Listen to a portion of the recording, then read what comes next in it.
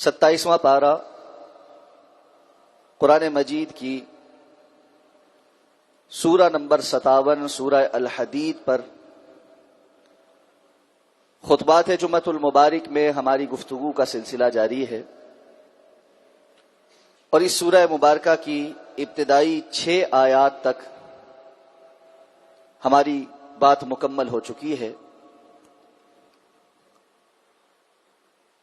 ان ابتدائی 6 آیات میں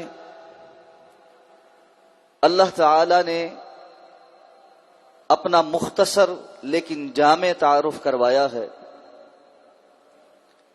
اللہ تعالی کی 10 صفات بیان ہوئی۔ فرمایا اللہ رب العزت کی تسبیح بیان کرتے ہیں وہ سب جو آسمانوں میں ہیں اور جو زمین میں ہیں، وہ غالب ہے، حکمتوں والا ہے۔ بادشاہی اسی کی ہے، خواہ وہ آسمان کی ہو یا زمین کی ہو، وہی زندہ کرتا ہے اور موت سے ہمکنار کرتا ہے، اور ہر چیز پر قادر ہے۔ وہی اول، وہی آخر، وہی ظاہر، وہی باطن ہے، اور وہ ہر چیز کا بخوبی علم رکھتا ہے، بخوبی اس سے واقف ہے۔ اس نے آسمانوں اور زمین کو 6 دن میں پیدا کیا، پھر عرش پر مستوی ہوا، اور وہ جانتا ہے جو کچھ زمین کے اندر زمین سے نکلتا ہے اور جو کچھ زمین کے اندر اترتا ہے، اور وہ جانتا ہے جو کچھ آسمان سے نازل ہوتا ہے اور جو کچھ آسمان کی طرف اوپر اٹھتا ہے۔ اور فرمایا تم جہاں کہیں بھی ہو وہ تمہارے ساتھ ہوتا ہے، اور وہ جانتا ہے، دیکھ رہا ہے جو تم اعمال کر رہے ہو۔ پھر فرمایا آسمانوں اور زمین کی بادشاہت اسی کی ہے، اور اسی وجہ سے تمام امور پلٹ کر اسی کی طرف لوٹائے جاتے ہیں۔ دن کو رات میں اور رات کو دن میں داخل کرنے والا، وہ تو سینوں کی چھپی ہوئی باتوں کو بھی جاننے والا ہے۔ اس مختصر اور جامع تعارف کے بعد اللہ رب العزت اس حکم کی طرف آ رہے ہیں جس کی اہمیت کے پیش نظر رب کائنات کا یہ عظیم اور جامع تعارف کروایا گیا۔ فرمایا آمنوا باللہ ورسولہ، اللہ پر اور اس کے رسول پر ایمان لاؤ۔ وَأَنفِقُوا مِمَّا جَعَلَكُمْ مُسْتَخْلَفِينَ فِيهِ،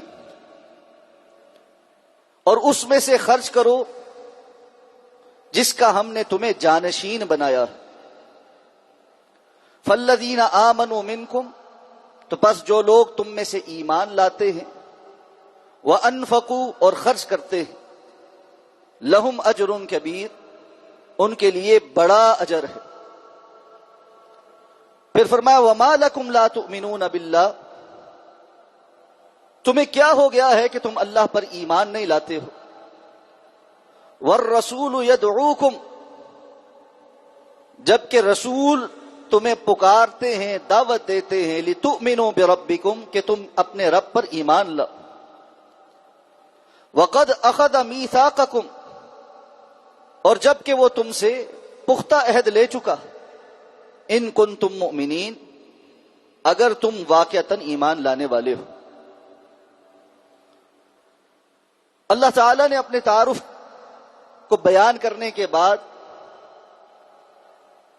جب دلوں کے اندر اللہ کی ہیبت، کبریائی اور عظمت دوبارہ سے تازہ ہو جائے، اس جانب توجہ دلوائی ہے کہ دنیا کی زندگی میں جب اس نے تمہیں یہاں بھیج کر طاقت، صلاحیتیں عطا کر کے کچھ چیزوں کا مالک بنا دیا ہے، تو تم اس کے حکم کو پسے پشت کیوں کر ڈال سکتے ہو؟ اور اس حکم کے حوالے سے جو صیغہ استعمال کیا گیا ہے وہ بڑا اہمیت کا ہے۔ فرمایا آمنو باللہ و رسول، اللہ اور اس کے رسول پر ایمان لاؤ. اور دوسری جگہ اگلی آیت میں فرمایا وما لکم لا تؤمنون باللہ، یہ تمہیں کیا ہو گیا ہے کہ تم اللہ پر ایمان نہیں رکھتے ہو. حالانکہ یہ دونوں باتیں ان کے لیے ہیں جو پہلے سے ایمان کے دعوے دار ہیں. یہ نہیں ہے کہ یہ باتیں کفار سے کہی جا رہی اور یہ مطالبہ کفار سے ہے. جب فرمایا وما لکم لا تؤمنون باللہ تو ساتھ ہی فرمایا والرسول یدعوکم، جبکہ رسول تمہارے سامنے دعوت رکھ رہے ہیں. وقد اخذ میثاقکم، اور اس سے پہلے وہ تم سے میثاق لے چکا، پختہ عہد لے چکا. یہ کون سا پختہ عہد ہے؟ یہ لا الہ الا اللہ محمد الرسول اللہ کا اقرار کرنے والا پختہ عہد. صحابہ بیان کرتے ہم نے رسول اللہ صلی اللہ علیہ وسلم کے ہاتھ پر بیعت کی تھی کلمہ پڑھتے ہوئے کہ ہم آسانی میں اور مشکل میں، فراوانی میں اور تنگدستی میں، ہر حال میں اطاعت اور فرما برداری کریں گے. سمعنا و اطعنا، قرآن دوسری جگہ اہل ایمان کا یہ قول نقل کرتا ہے، یا اللہ ہم نے سن لیا اور اب ہم اطاعت اور فرما برداری کریں. سورہ بقرہ کی جو آخری آیات نور کے طور پر نازل کی گئی اس میں بھی یہی بات ہے، وقالوا سمعنا واطعنا غفرانک ربنا والیک المصیر. اہل ایمان تو وہ ہیں جو کہتے ہیں یا اللہ ہم نے سن لیا اور اب ہم اطاعت کرتے، ہم حکم کو ماننے والے. تو اہل ایمان کو مخاطب کر کے کہا جا رہا ہے کہ آمنوا باللہ ورسولہ، اللہ پر اس کے رسول پر ایمان لاؤ. بالکل ویسے ہی جیسے دوسری جگہ یہ بھی فرمایا یا ایھا الذین آمنوا آمنوا باللہ، اے ایمان والو اللہ پر ایمان لاؤ. اب سوال یہ پیدا ہوتا ہے خود اللہ ایمان والا کہہ بھی رہا ہے اور پھر کہتا ہے ایمان لاؤ. یہاں پر بھی فرما رہے ہیں کہ تم نے پختہ عہد کیا ہوا ہے، اور اس کے ساتھ فرماتے ہیں کہ اللہ پر اس کے رسول پر ایمان لاؤ، اور فرما رہے ہیں وما لکم لا تؤمنون باللہ، تم اللہ پر ایمان کیوں نہیں لاتے. در حقیقت یہاں پر ایمان کا وہ حصہ مطلوب ہے اور اس کی طرف نشاندہی ہے جس کے متعلق محدثین کرام کا یہ اصولی موقف ہے کہ الایمان القول والعمل، ایمان قول اور عمل دونوں چیزوں کے مرکب کا نام ہے. آمنو باللہ ورسولہ، اللہ اور اس کے رسول پر ایمان لاؤ، زبان سے تو تم کہہ چکی ہو اور وعدہ کر چکے ہو، تو اس کیٹیگری کے ایمان میں تو تم داخل ہو چکے ہو، لیکن اپنے اس دعوے کو عمل سے بھی ثابت کرو. صرف یہ کہہ دینا کہ ہم ایمان لائے کیا نجات کے لیے کافی ہو جائے؟ احسب الناس ان یترکوا ان یقولوا آمنا وهم لا یفتنون، کیا لوگوں نے یہ گمان کر لیا ہے کہ وہ صرف زبان سے کہیں گے کہ ہم ایمان لائے اور ان کی نجات ہو جائے گی اور وہ آزمائے نہیں جائیں گے؟ آزمائے جائیں گے، امتحان ہوگا، اور امتحان انسان کی پسندیدہ چیزوں میں ہوتا ہے، اور ان پسندیدہ چیزوں میں سے یہاں جس کا تذکرہ ہے وہ مال کی محبت. ہر انسان کو مال اور اس کا جمع کرنا اور اس کی کثرت یہ پسند ہے. وَتُحِبُّونَ الْمَالَ حُبًّا جَمًّا، اللہ فرماتے ہیں تم مال کو بڑا محبوب گردانتے ہو. حبًا جمًّا، یہ ایسی محبت ہے جو تمہارے دلوں کے اندر جم کر بیٹھ چکی ہے، بڑی پختہ محبت ہے. اسی لیے اللہ نے فرمایا انما اموالکم واولادکم فتنہ، تمہارا مال اور تمہاری اولاد یہ آزمائش ہے، یہ امتحان ہے. اللہ اس کے اندر مبتلا کر کے تمہیں پرکھے گا. کہ ایمان کے دعوے میں جو لوگ بہت اونچی اونچی باتیں کرتے تھے، عمل کے میدان میں وہ کہاں ہیں؟ اس لیے فرمایا اللہ پر اور اس کے رسول پر ایمان لاؤ، اور اس ایمان لانے کا تقاضا یہ ہے وَأَنفِقُوا مِمَّا جَعَلَكُمْ مُسْتَخْلَفِينَ فِيهِ، خرچ کرو، اور اس خرچ کرنے کے لیے آسانی اس طرح پیدا کی ہے کہ مال کی جو حقیقت ہے وہ واضح کر دی۔ کہاں سے خرچ کرنا ہے؟ اپنے پاس سے خرچ کرنا ہے۔ مما جعلکم مستخلفین فی، اس میں سے جس کا ہم نے تمہیں پچھلوں کے مال کا چھوڑے ہوئے مال میں سے جانشین بنایا۔ تمہارے پاس یہ مال لوگوں کا چھوڑا ہوا آیا ہے، وراثت میں ملا ہے، تم نے تھوڑی سی محنت کی، کسی اور کا مال تھا، آج وہ تمہارے پاس موجود ہے، اس کے پاس موجود نہیں ہے۔ اور جس طرح تم سے پہلے وہ مال چھوڑ کر اس دنیا سے چلے گئے، ایک وقت آئے گا تم نے بھی اپنا مال چھوڑ کر اس دنیا سے چلے جانا۔ امام الانبیاء جناب محمد الرسول اللہ صلی اللہ علیہ وسلم نے فرمایا یقول ابن آدم مالی مالی، آدم کا بیٹا کہتا ہے میرا مال میرا مال، جبکہ اس کے مال میں سے اس کا مال تو صرف 3 ہی قسم کا، ما اکلا فافنا، جو اس نے کھا لیا اور اس کے بعد وہ فنا ہو گیا، وما لبس فابلا، اور جو اس نے پہنا اور اس کو بوسیدہ کر دیا۔ اس نے کچھ کھایا، چلو اس کے جسم کو فائدہ ہوا، اس نے خرید کر پہنا، اس کی زینت میں اضافہ ہوا، لیکن اس نے بھی تھوڑے دن کے بعد بوسیدہ ہو جانا۔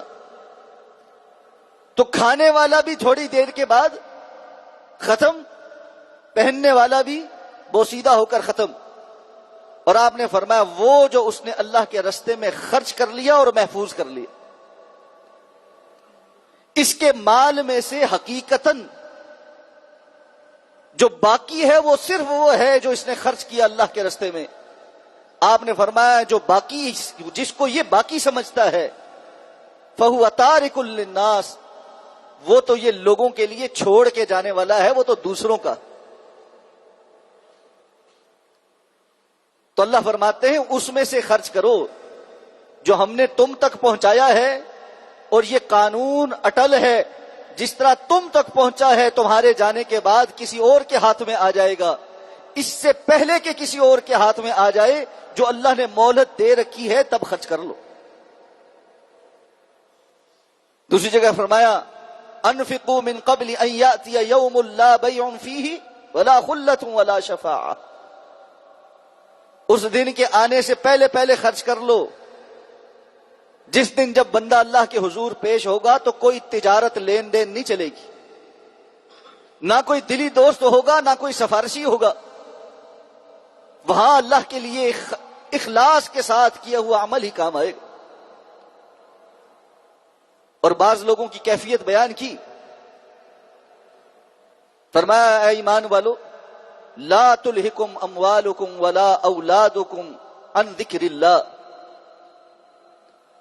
تمہیں تمہارا مال اور اولادیں اللہ کے ذکر سے غافل نہ کر دیں۔ وَمَن يَفْعَلْ ذَلِكَ فَأُولَٰئِكَ هُمُ الْخَاسِرُونَ،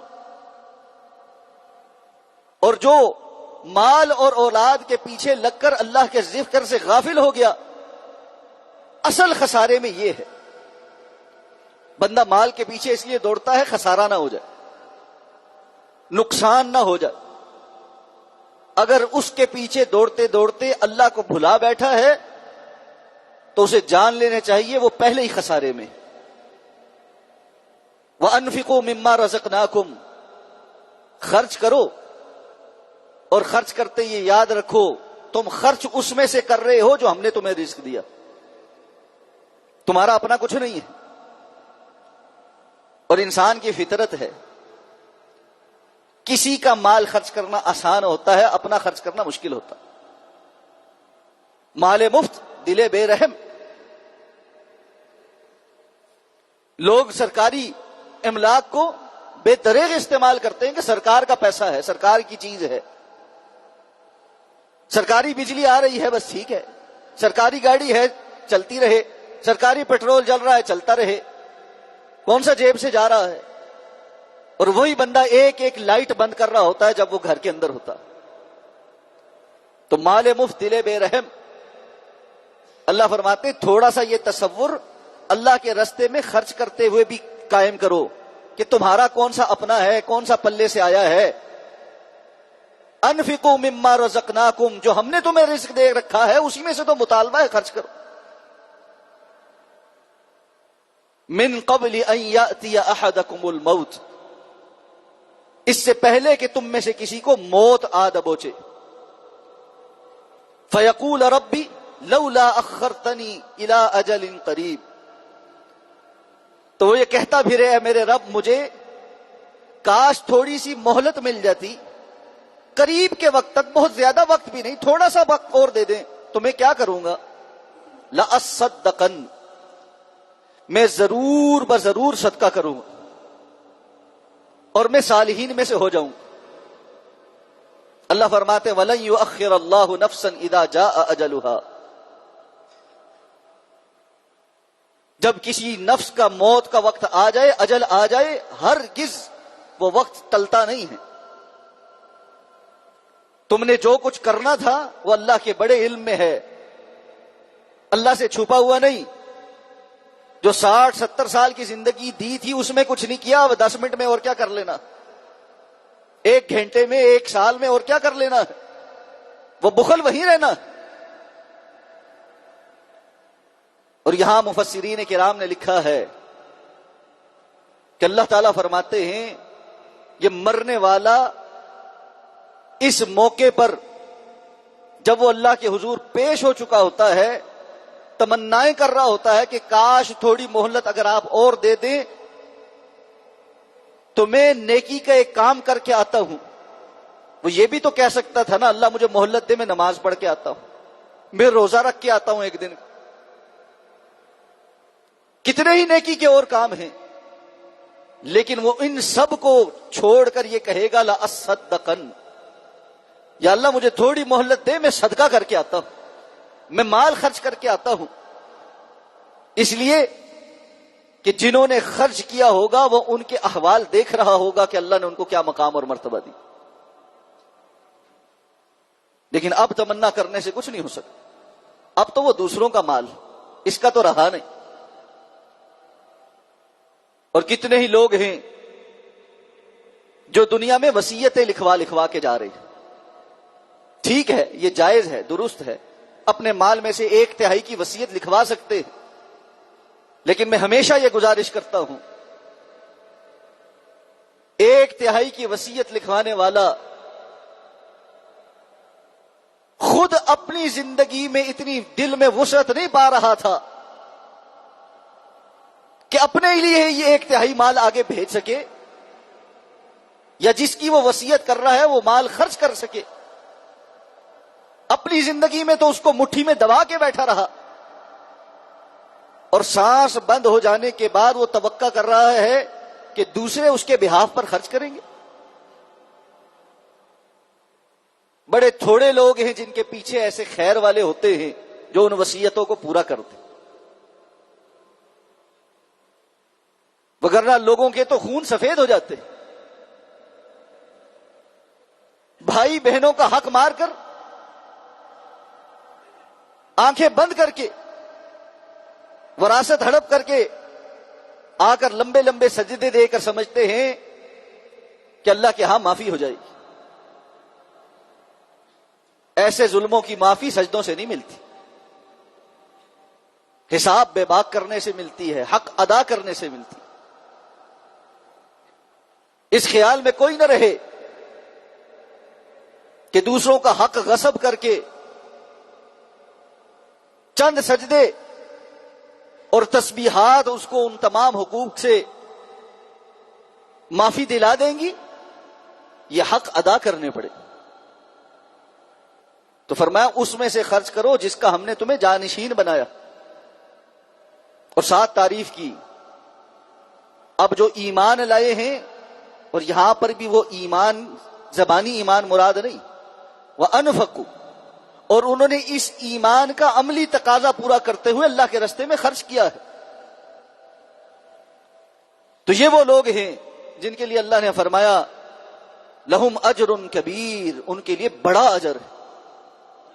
کیسا اجر ہے کہ اللہ رب العزت کم از کم 10 گنا دیتے ہیں، اور پھر بڑھاتے بڑھاتے 700 گنا، اور پھر یرزق من یشاء بغیر حساب، جسے وہ چاہتا ہے بغیر حساب کے پھر رزق عطا فرماتا. اور یہ صرف آخرت کا وعدہ نہیں، رسول اللہ صلی اللہ علیہ وسلم قسم اٹھاتے ہیں، اور آپ صلی اللہ علیہ وسلم قسم نہ بھی اٹھاتے تو آپ کی بات اتنی ہی سچی تھی. لیکن آپ کو پتا ہے نا کہ آپ کو پتا تھا کہ مال کا معاملہ ہے اور لوگ یقین نہیں کریں گے، اور امت تو آپ کی قسم پہ بھی یقین کرنے کو تیار نہیں. کہ آپ نے قسم اٹھا کر کہا اللہ کی قسم جس مال میں سے صدقہ دیا جاتا ہے اس میں کمی واقع نہیں ہوتی. اللہ رب العزت اس کو بڑھا دیتے ہیں.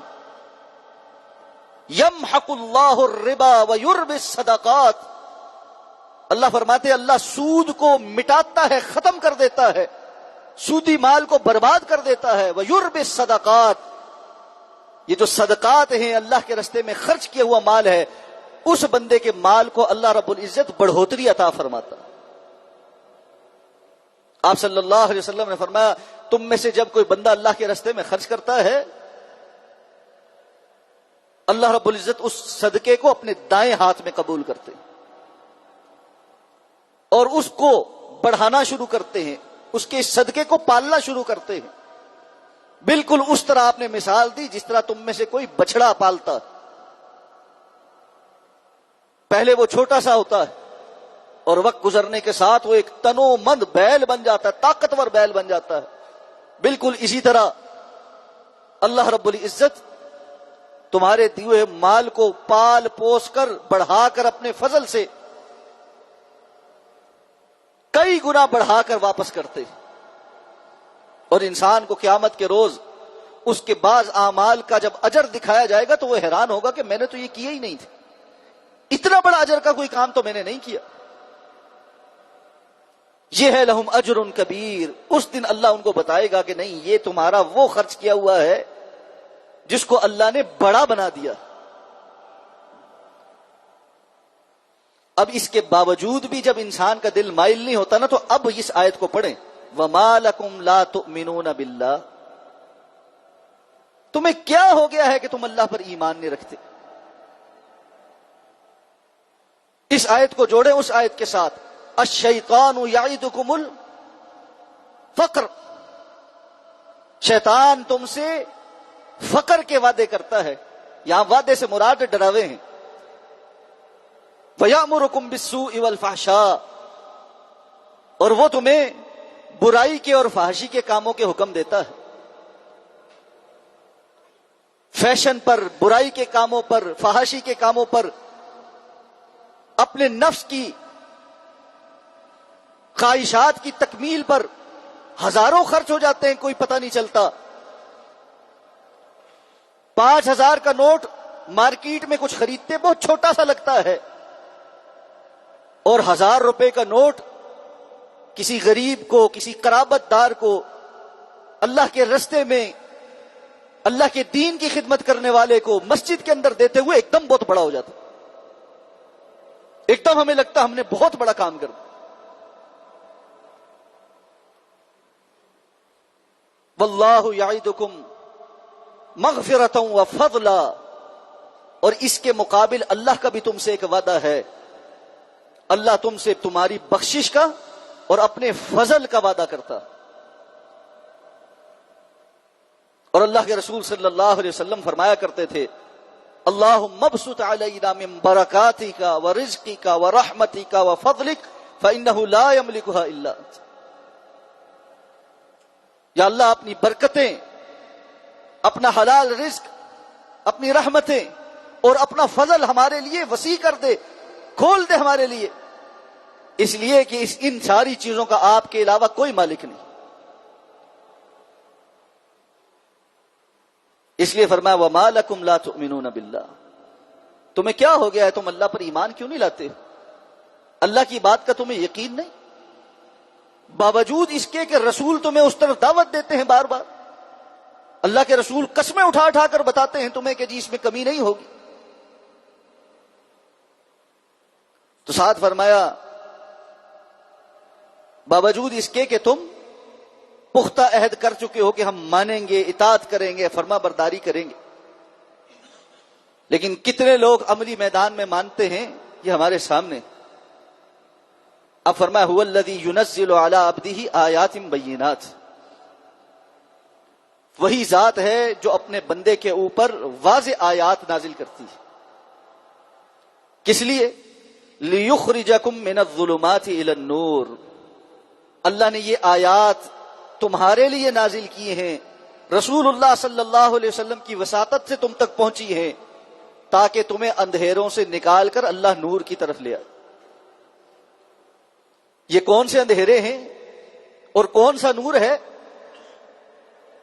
یہ دنیا کے اندر بھی اندھیرے اور نور ہیں اور آخرت کے اندر بھی اندھیرے اور نور ہیں. دنیا کے اندھیرے فقر کے، ظلم کے، تنگ دستی کے، کفر کے اندھیرے ہیں، اور اللہ رب العزت کے وعدے یہ ہیں کہ تم خرچ کرو تو اللہ تعالیٰ تمہیں وسعت کی طرف لائے گا، ایمان کی طرف لائے گا، سہولت کی طرف لائے گا، اور یہ سارے نور اللہ تمہیں عطا فرمائے. اور ایک اور قسم کا نور بھی ہے جو آخرت کا ہے. آگے چل کے وہ آیات چونکہ آنی ہیں تو وہاں ان پر تفصیلی بات ہوگی. آپ نے اس نقطے کو وہاں کے لیے یاد رکھنا کہ اللہ کی آیات اہل ایمان کو ظلمات سے، اندھیروں سے نکال کر نور کی طرف لے کر جاتی. جو اس نور کو یہاں کماتا ہے اس کو وہاں وہ نور نصیب ہوتا ہے، جو یہاں کماتا نہیں وہاں دہائیاں دیتا پھرے گا لیکن اس کو وہ نصیب نہیں ہوگا. اور اللہ رب العزت نے یہ سارے احکامات کیوں عطا فرمائے ہیں؟ کیوں؟ اس لیے کہ وَإِنَّ اللَّهَ بِكُمْ لَرَؤُوفٌ الرَّحِيمٌ، اللہ تمہارے ساتھ بڑا ہی نرمی برتنے والا، بار بار رحم کرنے والا. وہ اپنی مخلوق کے ساتھ بڑی محبت کرتا، وہ ان کو کامیابیوں کے راستے بتاتا. اب فرمایا وَمَا لَكُمْ أَلَّا تُنْفِقُونَ فِي سَبِيلِ اللَّهِ وَمَا لَكُمْ أَلَّا تُنْفِقُوا فِي سَبِيلِ اللَّهِ، تمہیں کیا ہو گیا ہے؟ یہ سب سننے کے بعد پھر بھی تمہیں تاکید کی جاتی ہے تم اللہ کے راستے میں خرچ نہیں کرتے. وَلِلَّهِ مِيرَاثُ السَّمَاوَاتِ وَالْأَرْضِ، آسمانوں اور زمین کی میراث تو اللہ کی ہی ہے. کل من علیہا فان، جو کوئی یہاں آیا ہے اس نے فنا ہو جانا ہے. وَيَبْقَى وَجْهُ رَبِّكَ ذُو الْجَلَالِ وَالْإِكْرَامِ، باقی رہنے والی ذات صرف اللہ رب العزت کی ہے. جس طرح دنیا کے اندر لوگ جاتے ہیں اور نئے آنے والے ان کے وارث بن جاتے ہیں، تم ساری دنیا کے مالک بھی بن گئے تو کیا ہوگا؟ ایک وقت آئے گا تم وہ سب چھوڑ کر جاؤ گے، سارے انسان چلے جاؤ گے، اور اس سب کا وارث ایک اللہ کی ذات ہی باقی ہوگی. وَلِلَّهِ مِيرَاثُ السَّمَاوَاتِ وَالْأَرْضِ. پھر فرمایا لا يستوی منکم من انفق من قبل الفتح وقاتل، تم میں سے برابر نہیں وہ لوگ جنہوں نے فتح سے قبل انفاق کیا، خرچ کیا اور قتال کیا، اللہ کے راستے میں جہاد کیا. اولئک اعظم درجۃ من الذین انفقوا من بعد وقاتلوا، یہ فتح سے پہلے خرچ کرنے والے اور قتال کرنے والے فتح کے بعد خرچ کرنے والے اور قتال کرنے والوں سے درجے میں بہت اوپر ہیں. اور پھر ساتھ فرمایا وَكُلًّا وَعَدَ اللَّهُ الْحُسْنَى، لیکن یہ بات جان لو کہ اللہ نے سب کے ساتھ ہی اچھائی کا وعدہ کر لیا، یعنی تمام صحابہ کے ساتھ. وَاللَّهُ بِمَا تَعْمَلُونَ خَبِيرٌ، اور اللہ جو تم عمل کرتے ہو اس سے بخوبی واقف. آیا مبارکہ کا یہ حصہ ایک خاص تناظر میں نازل ہوا تھا. حضرت خالد بن ولید رضی اللہ تعالیٰ عنہ اور حضرت عبد الرحمن ابن عوف رضی اللہ تعالیٰ عنہ کے درمیان کسی بات پر کچھ بحث مباحثہ ہو. معلوم ہے خالد بن ولید بھی مکہ کے سرداروں میں سے تھے اور عبد الرحمن بن عوف بھی سرداروں میں سے. خالد بن ولید کہنے لگے یہ جو آپ اتنی باتیں ہمیں سنا رہے ہیں نا، اس کی وجہ صرف وہ تھوڑا سا عرصہ ہے جس پر آپ نازا ہیں، جو آپ ہم سے پہلے اسلام لے آئے۔ خالد بن ولید رضی اللہ تعالیٰ عنہ کے یہ الفاظ رسول اللہ صلی اللہ علیہ وسلم تک پہنچے تو آپ صلی اللہ علیہ وسلم نے فرمایا میری خاطر میرے صحابہ کو چھوڑ دو۔ اور پھر آپ نے قسم اٹھا کر کہا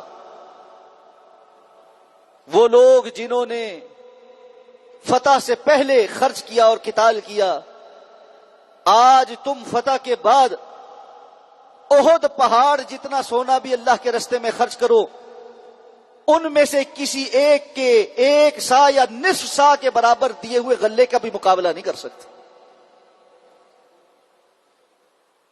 یہ سابقون الاولون صحابہ کرام کا مقام اور مرتبہ، لیکن ساتھ ہی اللہ نے فرمایا اس کا مطلب یہ نہیں کہ بعد والوں کا کوئی مقام نہیں۔ وَكُلًّا وَعَدَ اللَّهُ الْحُسْنَى، صحابیت ایک بہت بڑا مقام اور درجہ ہے، اس لیے اللہ نے ان میں سے ہر ایک کے لیے اچھائی کا وعدہ کر رکھا ہے، لیکن سابقون الاولون کا بعد والوں کے ساتھ موازنہ نہیں ہو سکتا کہ جس وقت انہوں نے خرچ کیا، قربانیاں دی، ہجرتیں کی، مارے کھائیں، فتح کے بعد تو آسانیاں ہو گئی۔ اب یہ فتح سے کون سی فتح مراد ہے؟ قرآن مجید میں 2 مواقع کو فتح کہا گیا۔ اذا جاء نصر اللہ والفتح، فتح مکہ اس کو کہا گیا، اور اسی طرح سورہ فتح میں صلح حدیبیہ کو بھی یہی کہا گیا، انا فتحنا لک فتحا مبینا۔ تو اس سے یہ پتہ چلا صحابہ کرام کی اس معاملے میں 3 کیٹیگریز۔ ایک وہ صحابہ جو صلح حدیبیہ سے پہلے ایمان لائے اور انہوں نے قربانیاں پیش کی، یہ سب سے اونچے درجے والے۔ دوسرے نمبر پر وہ صحابہ جو صلح حدیبیہ کے بعد ایمان لائے، اور تیسرے نمبر پر وہ صحابہ جو فتح مکہ کے بعد ایمان لائے۔ لیکن صحابیت کے درجے میں اللہ نے سب کے لیے اچھائی کا وعدہ کر رکھا ہے۔ ہاں، ان میں سے ہر ایک کی قربانیوں اور ایمان پہ سبقت اور مشکل وقت میں ساتھ دینے پر اللہ رب العزت کے ہاں ان کی قدر مختلف۔ حاتم بن ابی بلتہ رضی اللہ تعالیٰ عنہ سے جب فتح مکہ کے موقع پہ غلطی ہو گئی تھی اور آپ صلی اللہ علیہ وسلم کا وہ راز مکہ تک، قریش تک پہنچانے کے لیے ایک حکمت کے تحت انہوں نے ایک خاتون کو بھیجا تھا، اور وہ خاتون گرفتار ہوئی اللہ کے رسول کے حکم پر، وہ خط بھی برآمد ہو گیا۔ عمر رضی اللہ تعالیٰ عنہ کہنے لگے اللہ کے رسول مجھے اجازت دیجئے میں ان کی گردن اڑا دوں۔ آپ نے فرمایا عمر تمہیں پتہ نہیں یہ بدری صحابی، اور بدری صحابہ کے متعلق اللہ کا یہ اعلان ہو چکا کہ بدر میں جو لوگ ثابت قدم رہے تھے، بدر کے بعد وہ کیسی ہی غلطی کیوں نہ کریں اللہ نے ان کی بخشش کر دی، ان کا مواخذہ نہیں ہو سکتا۔ یہیں سے انشاءاللہ اگلے خطبہ جمعۃ المبارک میں مزید گفتگو کریں گے۔ اللہ رب العزت اس دعا کے ساتھ اللہ میں سمجھ کر عمل کرنے کی توفیق عطا فرمائے۔ اقول قولی ھذا واستغفر اللہ لی ولکم ولسائر المسلمین برحمتک یا ارحم الراحمین۔